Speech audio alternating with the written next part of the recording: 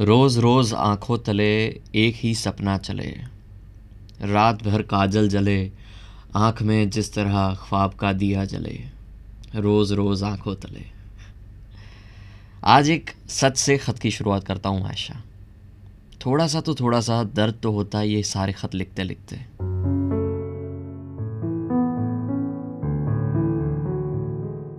हाय माशा, कैसी हो? वैसे अगर यही सवाल मैं तुम्हें तुम्हारे सामने पूछता तो तुम्हारा क्या जवाब होता?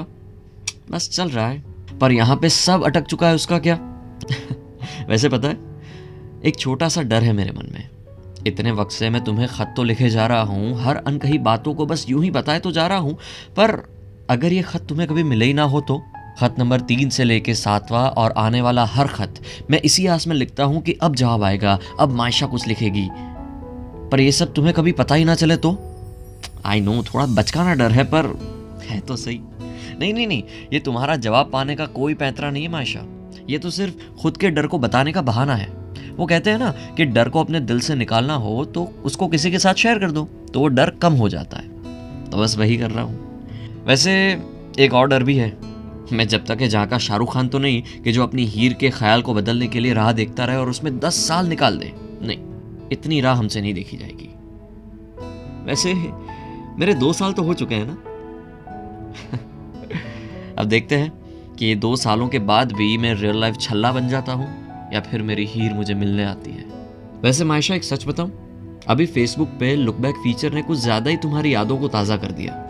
बात है उस वक्त की जब हमारे बीच सन्नाटो का पुल बन चुका था और तब मैं मुंबई गया था, याद है, अवार्ड फंक्शन में इंटरव्यूज लेने के लिए।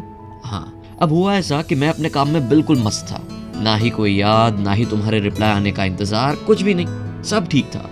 तभी मैं देखता हूँ कि तुम मेरे बिल्कुल सामने खड़ी हो। अरे मजाक नहीं कर रहा हूँ, सच में। वही हेयर स्टाइल, वही चेहरा, वही चश्मे, वही आंखें, बस मुस्कान नहीं थी। तुम मानोगे नहीं, 2 पल के लिए मेरी धड़कन 70 से 117 पहुंच चुकी थी। लगा कि जितने जोर से मैंने तुम्हारी यादों का दरवाजा बंद कर दिया था, उतनी ही जोर से वो पल में खुल गया और तुम मेरे सामने। फिर गौर से देखा तो पता चला कि वो कोई और थी जो बिल्कुल तुम्हारे जैसी दिखती थी। वैसे अगर तुमने रिप्लाई नहीं दिया तो मैं सोच रहा हूँ कि उसके साथ अपना मामला जमा लूँ। एक बार सोचा भी था कि उससे बात करूँ, पर फिर लगा कि उससे मैं बात करूँगा, बात आगे बढ़ेगी और कहीं तुम वापस आ गई तो मैंने उस हसीन लम्हे को मन में कैद कर लिया। आंखों से हमारी जो भी बातें हुई थी उसको रफा दफा कर दिया और भाग गया उस लड़की से दूर जो बिल्कुल तुम्हारे जैसी दिखती थी, पर वो तुम नहीं थी। शायद इसलिए क्योंकि वो तुम नहीं थी। यू नो माशा, एक डर और भी है कि कहीं वो लड़की तुम तो नहीं थी ना और मैं फिर से तुमसे नजदीक आते आते दूर हो गया, क्योंकि उसने भी मुझे रोका नहीं था। एनीवे, अरे क्या, पूरे लेटर के दौरान एक ही सवाल कि उस पेड़ के बारे में बताओ जो पिछले खत में लिखा था। बस यही तो सुनना चाहता था मैं। अब मुझे तसल्ली हो गई कि तुम मेरे हर खत को पढ़ती हो। और रही बात उस पेड़ की, तो हमारी पहली मुलाकात पे मैंने एक खत लिखा था, अपने दिल के कोहरे में जाके उसको ढूंढ लेना। अरे वही पुराना सा खत जो थोड़ा फट सा गया है, जिसके लफ्ज भी थोड़े पीले से हो गए हैं। बस वही पुराना खत जिसमें बात है उस पेड़ की और बात है उस वक्त की जब मैं और तुम हम थे। चलो अब ज्यादा नहीं लिखता।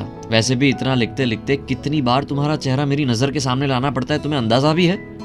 हाँ, वो बात और है कि जब जब मैं तुम्हारा चेहरा मेरी नजर के सामने लाता हूँ तो मुस्कान भी लाता है और फिर से मेरी आंखों में कचरा चला जाता है। अभी के लिए अलविदा, अपना ख्याल रखना। पता नहीं कब तक, पर मिलता रहूंगा, बस ऐसे ही। या फिर कहीं किसी दिन जब तुम अपनी फेवरेट टपरी पे अपनी चाय के साथ रोमांस में डूबी होगी, तब मैं अपना हिस्सा मांगने आ जाऊंगा, तब शायद मिलेंगे।